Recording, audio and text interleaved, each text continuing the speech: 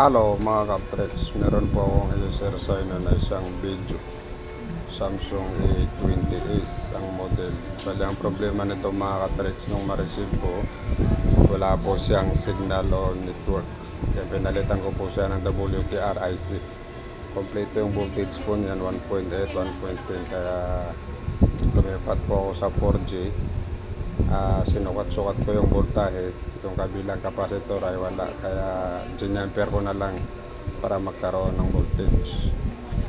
Ngayon ito naman sa ibaba parang nabasa yan, kaya nilagyan ko rin ng jumper para mag-connect lahat yung outer antenna mga ka-Trex.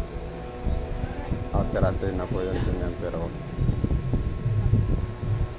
mga ka-Trex. Subukan natin kung nag-work ba siya.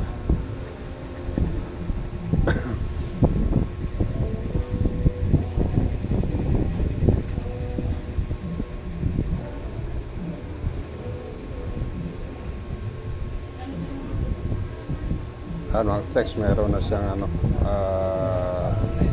network 4G yung niya. Meron na po sa TNT ang nakalagay dyan mga ka-Trex.